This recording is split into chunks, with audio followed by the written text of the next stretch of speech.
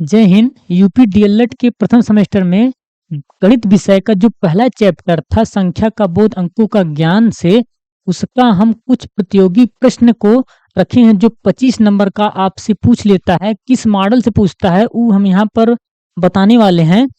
तो देखते हैं हम इसमें है कि किस प्रकार से परीक्षा में आपकी इस प्रश्न बनते हैं और 25 नंबर का कैसे पूछता है। तो हम यहाँ पर पूरा एक पेपर लेकर आए हैं। तो हम यहाँ पर देखते हैं कि कैसे प्रश्नों को हल किया जाता है। ठीक, डिटेल्स यहाँ पर रखा है। कुछ बहुविकल्पी क्वेश्चन हैं, कुछ परिभाषाएं हैं। तो उसको हम पहले देखते हैं। यहाँ पर हम शुरुआत करते हैं कि कह रहा है कि जो आपके लघुत्तरी प्रश्न होते हैं, तो आपके लघुत्तरी प्रश्न होते हैं, पूछ लेते हैं संख्या एवं संख्याओं से आप क्या समझते हैं। लघुत्तरी प्रश्न में पूछ लिया संख्या एवं संख्याओं से आप क्या समझते हैं। 1-2 नंबर का क्वेश्चन दे देगा। तो अगर हम संख्या की बात करें, कितनी वस्तुएं हैं, क्या होता है, कितनी वस्तुएं हैं जिसका बोध होता है। अगर संख्या दे दिया परिभाषा करने के लिए, तो ये हम कह सकते हैं कितनी वस्तुएं हैं, कितनी वस्तुएं हैं। ठीक, का बोध होता है, का जिससे बोध होता है, बोध होता है। ठीक, उसे हम संख्या कहते हैं। उसे क्या कहते हैं, उसे संख्या कहते हैं, संख्या कहते हैं। बस आपको 2 लाइन का लिख करके कुछ उदाहरण के रूप में 1 2 3 1 से लेकर के 9 तक संख्या लिख देंगे, तो आपकी संख्या बने। मतलब कितनी वस्तुएं हैं जिसका बोध होता है उसे हम संख्या कहते हैं। मात्र 2 नंबर का। ठीक है, इस परिभाषा से पूछ लेगा। फिर संख्यांक, संख्यांक अगर लिखना रहेगा, तो अगर हम संख्यांक की बात करें, देखिए संख्यांक किसे कहते हैं। ठीक, संख्या किसे कहते हैं, संख्याओं को लिखने के लिए, संख्याओं को लिखने के लिए जिस पद्धति का, जिसका प्रयोग होता है उसे हम क्या बोलते हैं, संकेतों का। मतलब संख्याओं को लिखने के लिए जिस संकेतों को हम प्रयोग करते हैं उसे हम संख्यांक कहते हैं। इसको भी आप 2 नंबर लिख, संख्याओं को लिखने के लिए, किसके लिए, संख्याओं को लिखने के लिए,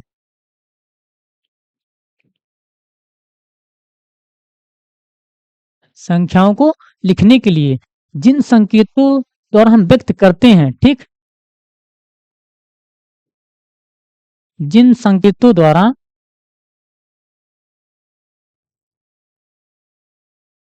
संकेत द्वारा व्यक्त करते हैं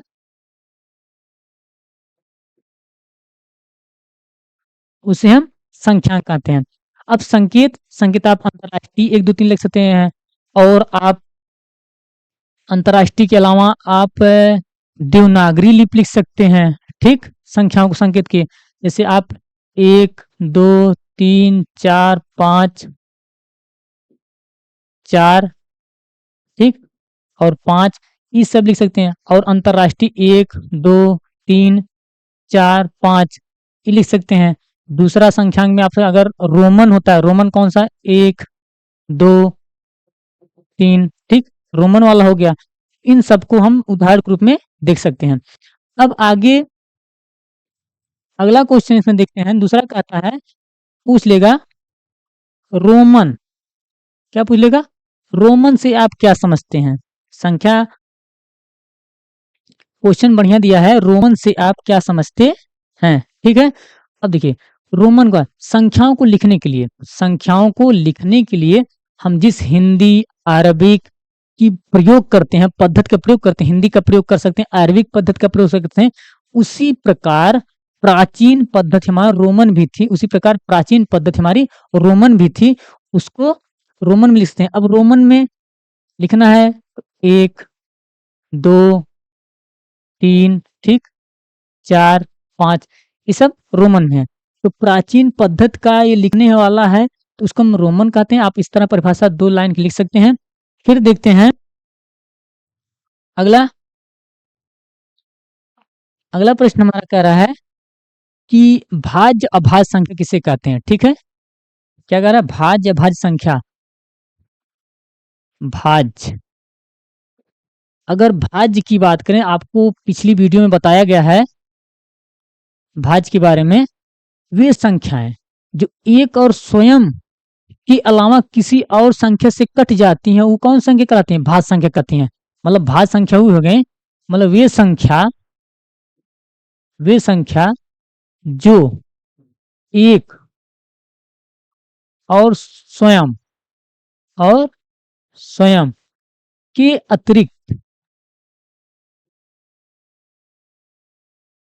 अतिरिक्त किसी अन्य संख्या से कट जाए, किसी अन्य संख्या से विभाजित हो जाए, मतलब कट जाए, वह संख्या क्या कहलाती है? भाज्य संख्या कहलाती है। ठीक। अब जैसे अगर हम 4 ले लें तो ये हमको 1 से भी काट सकते हैं, 4 से भी काट सकते हैं, 2 से भी काट सकते हैं। ठीक। 1 से कटा, स्वयं से कटा, और 2 अन्य संख्या से कट गया। ठीक, कौन संख्या कहलाई? भाज्य संख्या कहलाई। अगर हम वहीं पर अभाज्य संख्या की बात करें, किसकी? अभाज्य संख्या की बात करें, उसी का सेम उल्टा कर देते हैं।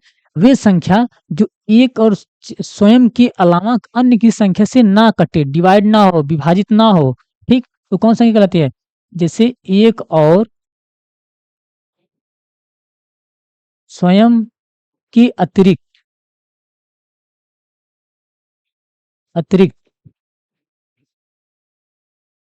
किसी अन्य संख्या से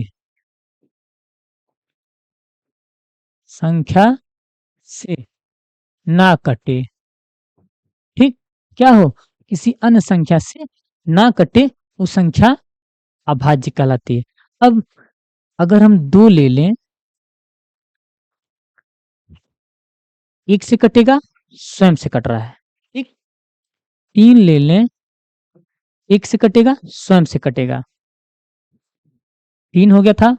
5 ले लें, 1 से और स्वयं से, और किसी संख्या से कट ही नहीं सकता, तो हमारी संख्या क्या कहलाती है? अभाज्य संख्या कहलाती है। ठीक है। अब इस प्रकार तो आपसे कुछ क्वेश्चन मिलेंगे आपको लघु उत्तरी के रूप में। मैथ का जो प्रथम सेमेस्टर का जो गणित है, उसमें आपको लघु उत्तरी के रूप में कुछ प्रश्न मिलेंगे, और फिर आगे जब हल कर जाएंगे, आपसे 25 नंबर का पूछता है डिटेल केवल। ठीक है, 25 नंबर का क्वेश्चन पूछता है। आगे देखें, अति लघुत्तरी के रूप में आएगा। कैसे आएगा? अति लघुत्तरी के रूप में आएगा। इसको अब देखते हैं कि पहले चैप्टर का कुछ क्वेश्चन रखे गए हैं, तो उसी को हम हल करा रहे हैं। ठीक है, अति लघुत्तरी में देखते हैं। कह रहा है कि इन संख्याओं का 8 का स्थानीय मान ज्ञात करना है। क्या ज्ञात करना है? स्थानीय मान ज्ञात करना है।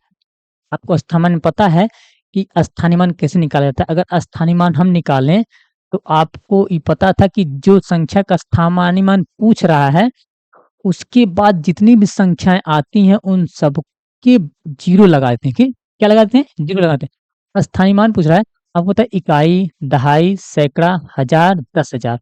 8 हमारा 10,000वें भाग पर स्थित है, तो हम इस तरह निकाल सकते हैं। जैसे 8 है, 4, 5, 2, 1 में अगर 8 का स्थानीय मान पूछेगा, 8, 1, 2, 3, 4, 1, 2, 3, 4, ये आपका 8 का स्थानीय मान हो जाएगा। ठीक है।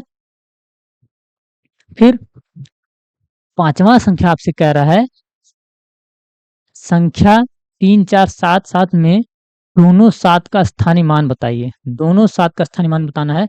आपसे क्वेश्चन कितना आसान दे दिया है। 3, 4, 7, 7 में दोनों 7 का स्थानीय मान, एक 7 का स्थानीय मान इकाई के स्थान पर है, दूसरे 7 का स्थानीय मान दहाई के स्थान पर है। तो यहाँ पर इस तरह, और अगर आपको और विस्तार से लिखना है, तो इकाई 7 गुणे 1 बराबर 7 कर देंगे, और दहाई 10 पे आती है, तो 7 गुणे 10 बराबर 70 पे। ठीक, इस तरह कर सकते हैं। उसी प्रकार इसको भी आप कर सकते हैं। अगर 8 का पूछा, 8 गुणे इकाई, दहाई, सैकड़ा, हजार, 1000। ठीक, इतना कर देंगे, आपको हो जाएगा यहीं पर। ठीक, आप इस तरह से विस्तार से हल कर सकते हैं। ठीक है, आसान क्वेश्चन पूछेगा पहले से।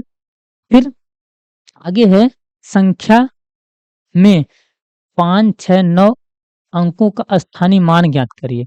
अब इस तरह पूछ सकता है तो आप इस तरह लगाएँगे। देखिए संख्या में 5, 6, 9 का स्थानीय मान ज्ञात करना है, तो यहाँ पर अगर इन संख्याओं का स्थानीय मान निकालना है, किसका पूछ रहा है? 5 का, 6 का और 9 का पूछ रहा है स्थानीय मान। तो हमको 5 का निकालना, 6 का निकालना और 9 का निकालना है। तो अब देख रहे हैं हमारा 9 यहाँ है, तो हम 9 का यहाँ निकाल सकते हैं। तो 9 गुणे 1 बराबर इकाई का स्थान है तो 1 रहेगा, ठीक? और 6 का पूछ रहा है, तो 6 हमारा दहाई है, 6 गुणे 10 इसका मान 60 आएगा और 5 हमारा इकाई, दहाई, सैकड़ा, हज़ारवें भाग पर है। तो 5 गुणे 1000 कितना हो गया? 5000, ठीक? हो जाएगा। इस प्रकार हम संख्या का स्थानीय मान निकाल सकते हैं। अब आगे क्वेश्चन कहा है रोमन संख्या यल, रोमन संख्या यल किस प्राकृतिक संख्या को दर्शाता है? आपको हम पिछली वीडियो में पूरा रोमन संख्या निकालना बता दिए थे, तो हम यहाँ पर यल का अगर है तो यल हमारा 50 पे आता है। किस पे आता है? 50 पे, ठीक? और आगे बात करें, हम बताए थे सेंचुरी 100, 100 को हम सी से दर्शाते हैं। किससे दर्शाते हैं? 100 को हम याद रखेंगे सी से दर्शा देते हैं, ठीक है? इस प्रकार हम आपको डिटेल बताए थे, ये रोमन संख्या का है। अब अगला क्वेश्चन हम देखते हैं इसमें है, अब देखिए मैं बहुविकल्पी कुछ क्वेश्चन आप पूछेंगे आपसे, कुछ क्वेश्चन आपसे बहुविकल्पी दे दिया जाएगा, ठीक? तो बहुविकल्पी में हम पहला देखिए इसका क्वेश्चन देखते हैं। बहुविकल्पी में क्वेश्चन कर रहा है 27 की पूर्ववर्ती प्राकृतिक संख्या है। क्या कह रहा है? 27 की पूर्ववर्ती प्राकृतिक संख्या है। आपको पता है पूर्ववर्ती पहले आने वाली संख्या, पूर्ववर्ती मतलब पहले आने वाली संख्या, इतना याद रखेंगे, पहले आने वाली संख्या, ठीक? वाली संख्या। अब 27 के पहले आने वाली संख्या कौन सी है? 26, राइट आंसर आपका हो जाएगा, ठीक? इस तरह याद करेंगे। फिर दूसरा क्वेश्चन क्या है इसमें, अगला क्या कह रहा है, वे सभी संख्याएं जो दो से पूर्णतया विभाजित नहीं होती हैं कहलाती हैं। जो 2 से पूर्णतया विभाजित नहीं होती हैं वह संख्या क्या कहलाती हैं? विषम संख्या कहलाती हैं, ठीक? और जो 2 से पूर्णतया विभाजित हो जाए वह संख्या सम संख्या कहलाती हैं, ठीक? आगे चलते हैं। अगला मॉडल है, कह रहा है कि एक है, बहुत ही छोटा क्वेश्चन, ठीक है? कह रहा है एक है यहाँ पर, ठीक? अब एक भाज्य है, एक अभाज्य है, ना तो भाज्य ना तो अभाज्य है, इसमें से कोई नहीं। आपको बताया गया था एक ना तो भाज्य है और ना ही अभाज्य है, ठीक? तो ये याद रखेंगे, एक हमारा ना तो भाज्य है और ना ही अभाज्य है। अगला देखते हैं, इसमें 11वां क्वेश्चन कह रहा है, 11वां क्वेश्चन आपसे कह रहा है किसी संख्या में 3 का स्थानीय मान सबसे कम है। मतलब किसी संख्या में, मतलब किस संख्या में होना चाहिए, ठीक? किस संख्या में 3 का स्थानीय मान सबसे कम है? तो आपको यहाँ पर निकालना है। आपको विकल्प यहाँ पर 4 ठो दे दिया है, एक यहाँ पर, तीसरा यहाँ पर, चौथा यहाँ पर, ठीक है? आपको 3 का स्थानीय मान निकालना, तब 3 खोलना, एक 3 यहाँ है, एक 3 यहाँ है, एक यहाँ पर, एक यहाँ पर, ठीक? अभी देखना हमको है, यह 3 इकाई, दहाई, सैकड़ा, हजार, दसवें हजार पे भाग पर है। यह 3 इकाई, दहाई, सैकड़ा पे है। यह 3 इकाई, दहाई पर, यह 3 इकाई पर है। इकाई सबसे छोटी होती है, तो सबसे कम स्थानीय मान यहाँ पर देखेंगे, सबसे कम का काम बताया गया है, तो सबसे कम स्थानीय मान किसमें आता है? 143 में, ठीक? हल हो गया। फिर अगला क्वेश्चन 12वां कह रहा है आपसे, किस संख्या में 6 का स्थानीय मान सबसे अधिक है, ठीक? अब कम उसमें पूछा, अधिक में स्थानीय मान सबसे अधिक है, तो किसका? 6 का। इसमें किसका पूछा था? 3 का पूछा था। अगर 6 का निकालना है तो यहाँ पर देखिए 6 यहाँ पर है, 6 यहाँ पर है, यहाँ पर है, यहाँ पर है, ठीक? तो दहाई पर है, सैकड़ा पर है, दहाई पर है, इकाई पर, ठीक? हमारा कौन सही है? यह वाला, ठीक है? सिंपल एकदम। 13 की अनुवर्ती प्राकृतिक संख्या है। 13वां क्वेश्चन हमसे पूछ रहा है 13 की अनुवर्ती प्राकृतिक संख्या है। अनुवर्ती मतलब पूर्ववर्ती वाले पहले आने वाली संख्या, अनुवर्ती मतलब बाद में आने वाली संख्या। अब 13 का अनुवर्ती पूछ लिया। अगर उत्तरवर्ती कहता तब भी वही बात होती। अनुवर्ती और उत्तरवर्ती बात एक ही है। अनुवर्ती मतलब बाद में आने वाली संख्या। कौन सी?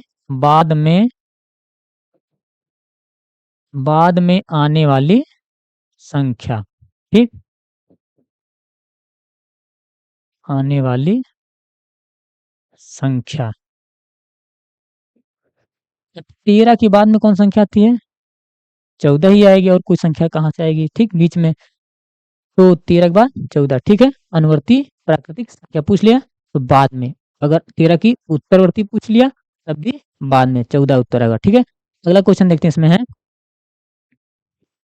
14 के बाद 15 वाला क्वेश्चन कह रहा है कि किस संख्या में 5 का स्थानीय मान सबसे अधिक है। ठीक, बार बार ही क्वेश्चन रिपीट हो रहा है अलग अलग मॉडल से। किस संख्या में, फिर वहां पर किस संख्या में 5 का स्थानीय मान सबसे अधिक है। 5 ढूंढिए। एक पहले विकल्प में यहाँ पर है, दूसरे विकल्प में यहाँ पर है, तीसरे विकल्प में यहाँ पर है, चौथे विकल्प में यहाँ पर है।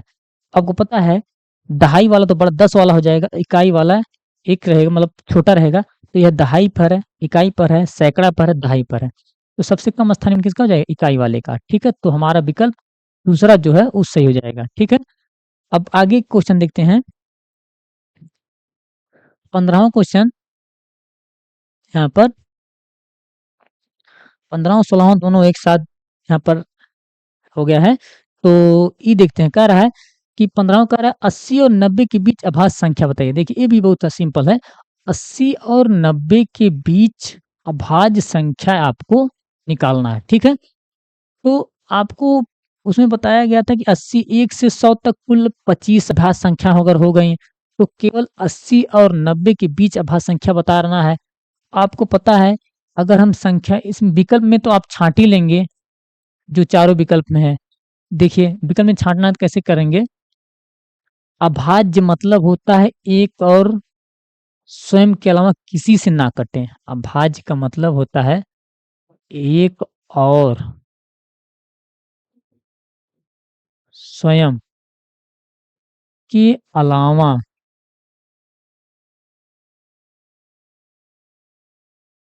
किसी से ना कटे। ठीक, ध्यान देना है, किसी से ना कटे। तो अगर हम 81 को 81 काटेंगे कट जाएगा।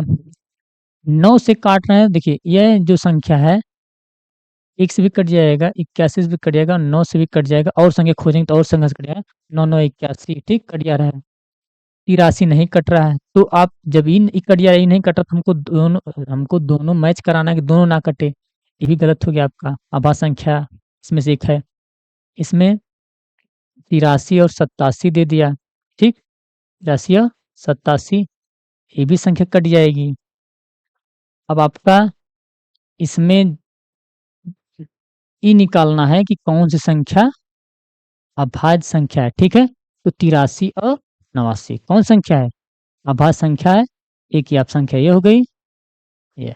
ठीक, ये भी कट जाती है, ये भी कट जाएगी, ये भी कटेगी। 83 नहीं कटेगी और 89 नहीं कटती है। ठीक, आगे देखते हैं। आपका 16वां क्वेश्चन कह रहा है 30 और 40 के बीच अभाज्य संख्या। 30 और 40 के बीच अभाज्य संख्या को निकालना है। 35 तो कट जाता है। ठीक, अन्य संख्या से कट जाएगा, 3 से कट जाएगा, 1 से कट जाएगा, 11 से कट जाएगा, तो ये नहीं हो सकता विकल्प में आपका। 33 में भी ये भी कट जाता है। ठीक, 11 से कट जाएगा, और इसमें 31 और 39 दिया है और 37 दिया है, ये भी कट जाता है, और आपका ही विकल्प सही है। ठीक, 31 और 37 ये दोनों आपका किसी अन्य संख्या से नहीं कटता, और यह दोनों किसके 30 और 40 के बीच में है। अगला क्वेश्चन है हमारा 17वां क्वेश्चन, कह रहा है कि 17वां क्वेश्चन में अंक क्या कह रहा है? अंक 109 और 5 का प्रयोग करके 4 अंकों की बनने वाली सबसे बड़ी संख्या जबकि अंकों की पुनरावृत्ति ना हो। इसी विकल्प में से आपको 1095 को बनने वाली 4 अंकों की सबसे बड़ी संख्या बताना है जो पुनरावृत्ति ना कर पाए, ठीक है। तो अब हमको इसकी सबसे बड़ी संख्या बतानी है, तो आपको देख रहे हैं 9 सबसे बड़ी है, तो 9 सबसे आगे आएगा, तो एक थी ये हम आई दोनों विकल्प तो कट गए, ठीक, कट गया। बचा ये दोनों 9510 और 9501, तो कौन सबसे बड़ी है? 9510, ठीक, आपका यह बन गया, ठीक। और देखिए जब यहाँ पर ऐसे मिल जाता है 1, 0, 9 और 5 मिल जाता है, तो आपको यहाँ पर बताया गया था इसकी पिछली वीडियो में कि सबसे बड़ी संख्या अगर बनाना है तो 9 हो गया, उसके बाद उससे छोटी संख्या, बहुत लोग क्या करते हैं उसके बाद छोटी संख्या 0 और 1 को पहले 1 चुन लेंगे, बाद में 0 कर देंगे, ठीक। सबसे बड़ी संख्या वाले तो इस तरह कर सकते हैं, 1 और 0 सबसे बड़ी संख्या हो गई। छोटी बनाना है आपको 0 पहले नहीं करना पड़ेगा, ठीक, तो आपको 1, 0, 5, 9 करना पड़ेगा इस तरह से। तो ये हो गया आपका। अगला क्वेश्चन इसका है इसमें 3334 में, ठीक, कह रहा है 3334 में 3 का विभिन्न स्थानों का स्थानीय मान का प्रयोग का योगफल ज्ञात। क्या करें? मान, स्थानीय मान, ठीक, स्थानीय मान का योगफल ज्ञात करना है, ठीक है। अब इसमें बहुत बढ़िया क्वेश्चन दिया है, देखिए इसमें 3 का स्थानीय मान का योगफल निकालना। अगर हम इसका स्थानीय मान निकाल लें, 3 का निकालें इधर, देखिए स्थानीय मान इसका निकाले तो हो जाएगा 30, इसका निकाले तो हो जाएगा 300, इसका निकालेंगे तो हो जाएगा 3000, ठीक। तीनों को अगर हम जोड़ दें, मतलब 3000 को और 300 को और 30 को, ठीक, तो यहाँ पर 0, 3, 3, 3, 3330 आपका ये योगफल हो जाए। इस तरह आप पेपर में पूरा लिख करके विस्तार से 1-2 नंबर का आसानी से हल कर सकते हैं, ठीक है। तो मिलते हैं नेक्स्ट चैप्टर में। जय हिंद।